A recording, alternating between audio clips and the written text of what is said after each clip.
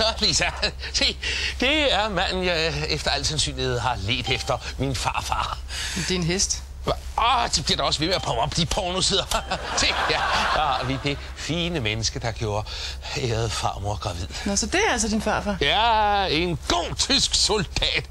Ved du hvad, Lisa, det var trange tider under krigen, men også spændende. For at på en mellemristet keniansk kaffeblanding, der kunne man få et godt, gedint gammeldags samleje. Havde din farmor gjort det til en forretning at gå i seng med mænd? Ja.